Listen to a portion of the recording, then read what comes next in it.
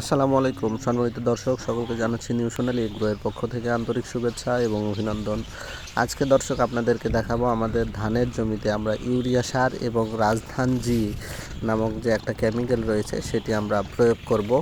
আসলে মূলত রাজধান জি সেটা আসলে জমিতে দেওয়ার কারণ এই ওষুধটা দেওয়ার ফলে জমিতে আপনার ধান গাছের মাজরা পোকা এবং নলি মাছির এর উপদ্রব কমে যায় এবং অণুজীবের কোনো ক্ষতি হয় না, ফসলটা আপনার ভালো হয়, ধানের উৎপাদন ক্ষমতা বৃদ্ধি করে।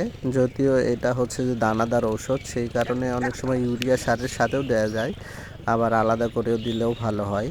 আমরা মূলত আজকে চেষ্টা করছি যে ইউরিয়া আমি নিজেই দিচ্ছি, ইউরিয়া আলাদা করে দিচ্ছি। আর একটা ছোট ভাই সে শুধু মাজরাজি যেটা রাজধানজি দিচ্ছে।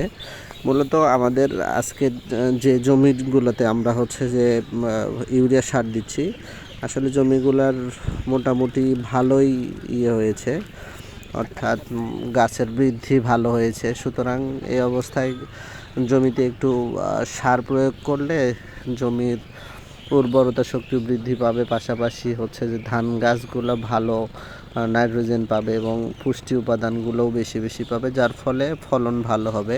দর্শক, আপনারা যারা ধান চাষি রয়েছেন, যারা ধান চাষ করে থাকেন, তারা অবশ্যই অনেকেই জানেন। পাশাপাশি আপনাদের জানাই, এই যে আমরা যে প্রথমে যে কীটনাশকটা দেখিয়েছি রাজধানজি, এই কীটনাশকটা দেওয়ার ফলে আপনার ধানের ক্ষেত্রে মাজরা পোকা হবে না, ধানের পোকার দমন হবে খুব দ্রুত এবং আপনার ধানের ফলন ভালো হবে।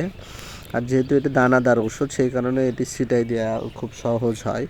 দেখতে পাচ্ছেন আমরা কিন্তু আমাদের এই জমিতে মোটামুটি দেওয়া প্রায় শেষ করেছি। এরপরে আমি কিন্তু আমাদের আরেকটা জমিতে, সেই জমিতে কিছু গোসা দিলাম।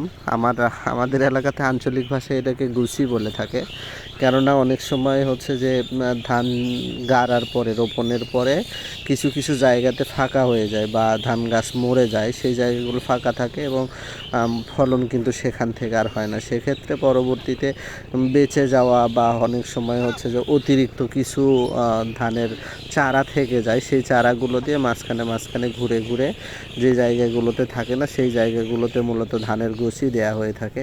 এটা আমরা দিয়ে থাকি, কারণ এটা দেওয়ার ফলে হয় কি, একটি ফসলের জমিতে অর্থাৎ ধানের জমিতে বিভিন্ন জায়গায় অনেক সময় গ্যাপ থেকে যায়, সেই গ্যাপগুলো পূরণ হয়, যার ফলে পরবর্তীতে যেহেতু আমার যে জমিতে আমি ধান রোপণ করছি, সেই জমিতে আমার সবগুলো খরচই ঠিকই হচ্ছে।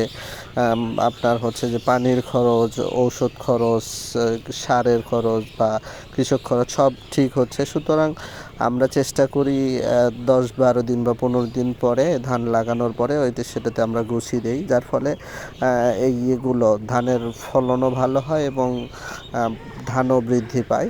এটা আমি করছি, মোটামুটি চেষ্টা করছি পুরো জমিটাতে দেখে দেখে যে যে জায়গাগুলোতে ধানের গাছ নেই বা চারাগুলো দেয়া হয়নি বা নষ্ট হয়ে গেছে, সেই জায়গাগুলোতে রোপণ করতে। আপনারা এটা করতে পারেন। এটা করার ফলে হয় কি, আপনার জায়গার যে সংকুলানটা সেটা হবে না এবং কাজটা ভালো হবে।